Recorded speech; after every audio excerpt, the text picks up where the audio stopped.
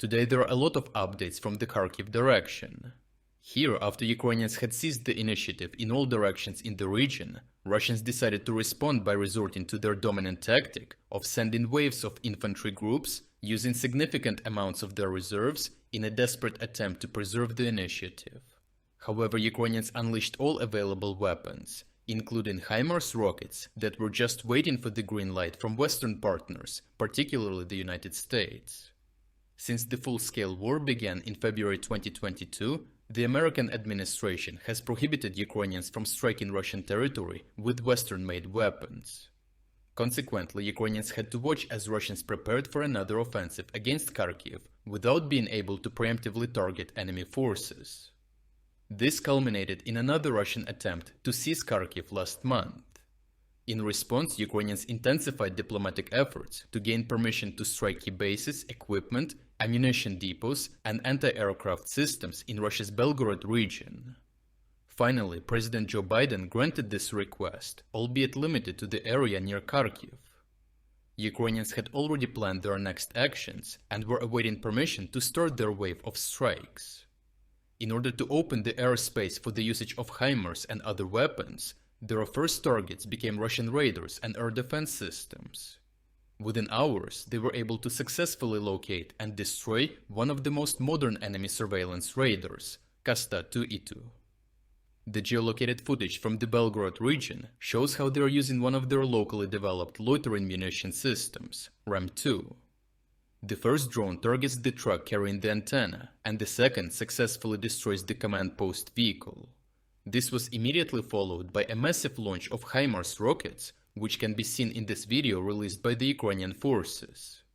Being blinded by the destruction of powerful radars, the Russians reported that various elements of anti-aircraft systems S-300 and S-400 were hit. Soon the Russians shared images and videos that confirmed the damage to these vital weapons, which they are using not only defensively for interception of air threats, but also offensively for striking ground targets. If you want access to original uncensored combat footage showing the devastating aftermath of HIMARS strikes, you can find it on our Telegram channel using the link in the description. Ukrainian soldiers fighting on the front line reported that soon after those initial strikes, their armed forces began using fighter jets, helicopters, and artillery more intensely than before. A geolocated video from the Kharkiv region shows Ukrainian helicopters returning after performing combat tasks in the vicinity of Vovchansk. The next video shows the devastating work of Ukrainian jets against concentrations of enemy forces in the city. Once again, Ukrainians waited until Russians gathered in a large local building and then targeted it with gliding bombs to eliminate them. It is important to note that this building was located very close to the Ukrainian positions in the high-rise building district of Vovchansk. The Russians were attempting to gather a large force for a storm operation against the Ukrainian stronghold north of the Vovcha River, which has caused them problems for weeks now. Russian forces that survived the attack were quick to capture the aftermath of this devastating strike.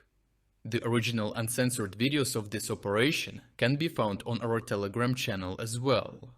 The magnitude of all these Ukrainian attacks prompted the Russian Ministry of Defense to claim that the Ukrainian command has transferred up to 12 M270 self-propelled multiple rocket launch systems in the Kharkiv region to support counter-offensive measures in this direction. This exact model can fire up to 12 rockets in comparison to the more common M142 launcher, which can fire up to 6 rockets. Even though there is no precise information on exactly how many systems the Ukrainians have received from their partners, they were quick to add fuel to the fire of speculations by publishing images of dozens of empty HIMARS rocket tubes with the additional hint that those were used just within the last day or two against targets in the Belgorod region. Military analysts calculated that according to the published footage, more than 300 rockets were fired by the Ukrainian forces, underlining once again how influential the American aid for the country has become in the last month. Overall, while Russians tried to limit the Ukrainian counteroffensive in the Kharkiv direction by flooding the battlefield with personnel, the long-awaited approval from the United States that Ukrainian commanders finally received changed everything. Ukrainian forces were finally allowed to target key enemy military assets across the border and didn't hesitate to demonstrate the benefits of this decision and the steady flow of Western military aid. Ukrainian Air Force destroyed Russian radars and air defense systems and unleashed aviation to target enemy forces' build-up points on the front, while Russian forces struggled to deal with strikes for which they did not account. This helped to not only make Russian offensive actions in the region more difficult, but also to create even better conditions for the Ukrainian counteraction to push the enemy behind the border more effectively. In appreciation of your continued support, I am pleased to announce to you a huge summer sale. If you shop right now, you can enjoy substantial 30 to 40% discounts on our best t-shirts, polo shirts, caps and mugs. If you wanted to support my work but never got a chance before, now is an ideal opportunity to make a purchase. The discounts will end in 7 days.